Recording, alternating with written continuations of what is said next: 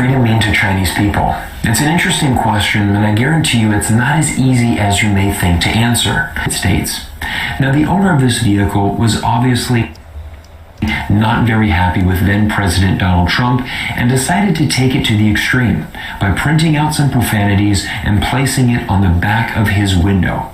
Now, recently somebody sent this to me and said, Cyrus, this is a great example of why America is the best country in the world. In America, you have the ultimate freedom to do whatever you want to do. If you want to disrespect your leader, you can do that, and you can even put it on the back of your car. He said, Cyrus, I know that you often talk about China, but this is the truth. In China, you do not have freedom because you would not be able to write this on the back of your car in China. And it's really interesting because this man is 100% correct. You would not be able to do this in China. But there's something that he does not understand, and that is the fact that almost no Chinese person would ever want to take it to this extreme, and no Chinese person would look at this action and think of that as freedom. This guy has the voice of a minister or a clergyman, a priest, and it is an influential voice. He sounds like a very rational person on the surface. Had the audacity to pour ink on a picture of Xi Jinping. Evidently in China, people disappear for doing things like this. 我以实名制反对习独裁专制的暴政，真的恨之。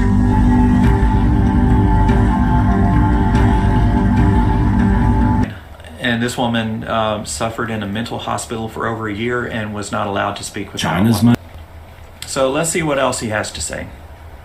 But there's something that he does not understand, and that is the fact that almost no Chinese person would ever want to take it to this extreme, and no Chinese person would look at this action and think of that as freedom. Okay, hold up a minute. Wait a minute. He is speaking for all Chinese people, saying that none of them would want to criticize their leader in this manner. Now, I'm not quite sure about this. Now, I can't speak for all Chinese people.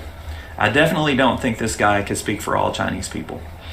But I do know that the Chinese people have definitely spoken out against their leaders in the past.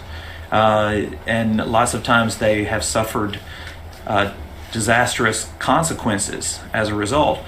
But I would definitely disagree that most Chinese people do not think of criticizing their leaders as being freedom.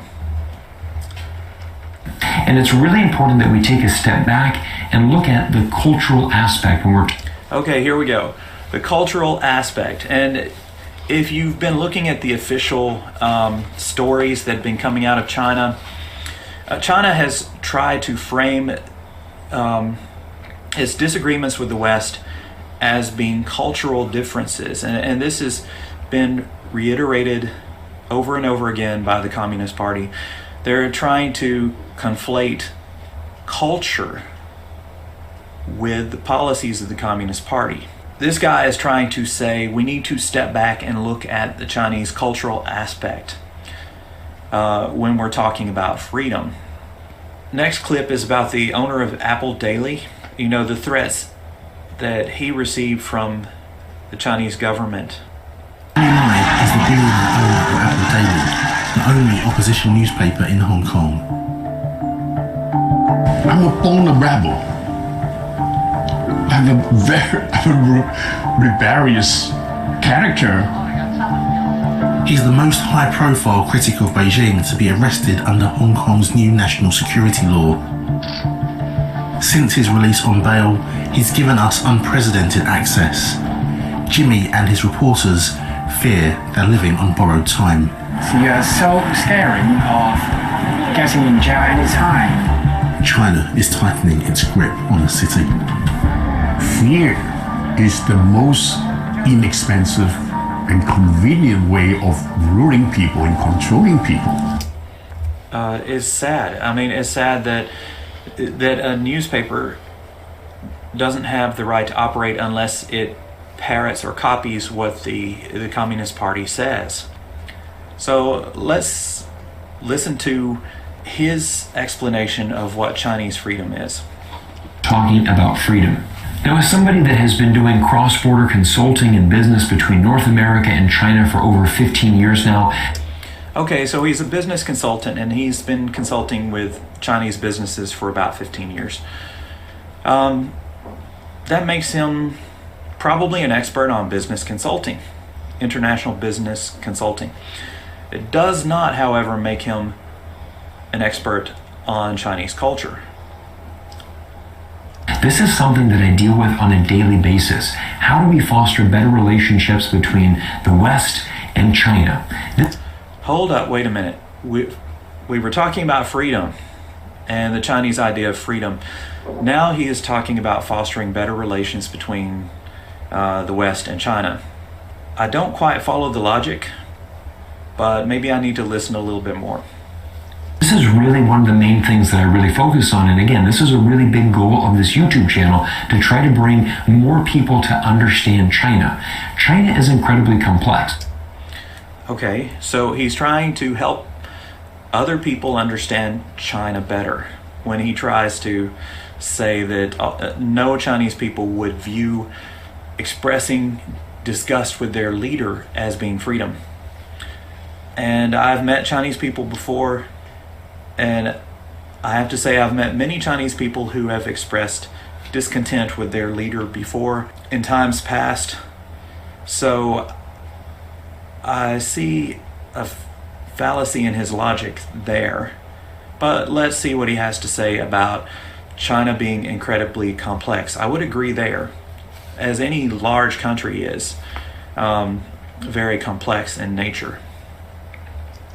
But if we look at America, we can generally say that America is a country that is focused on individualism. Me, myself, and I, my individual freedoms is more important than anything else.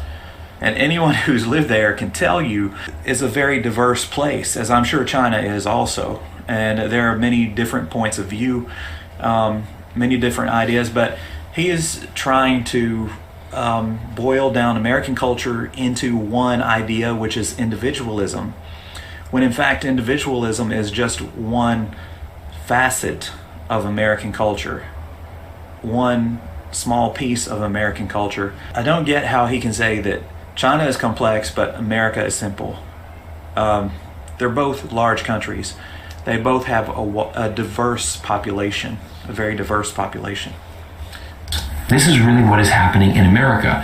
And we contrast that with China, which is much more about the society. Okay? It's much more about collectivism. This is, of course, what socialism means. And a great example of this could be how you introduce yourself in both America and China.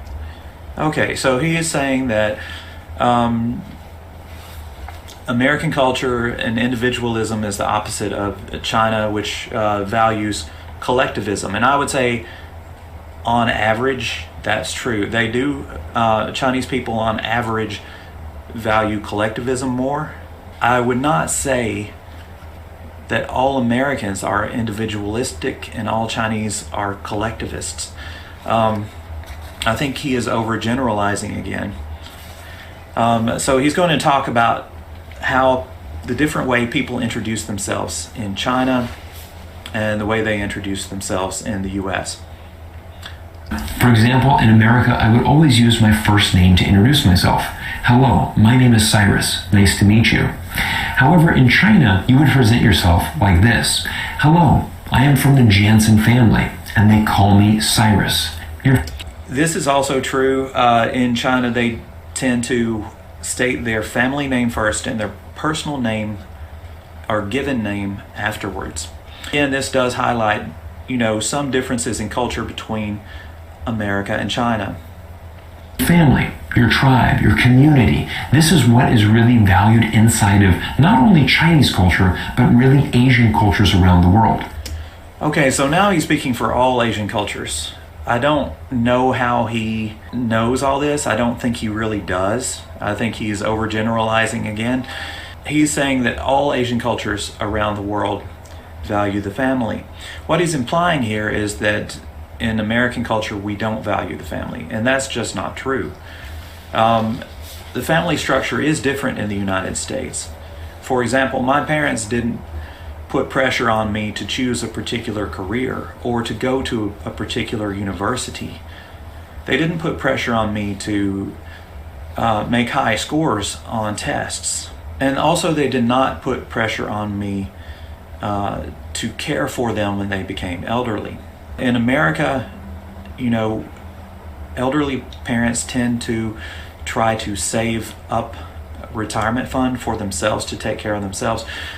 They generally want their children to spend their money on their own nuclear family and not have the burden of caring for the elderly in the United States.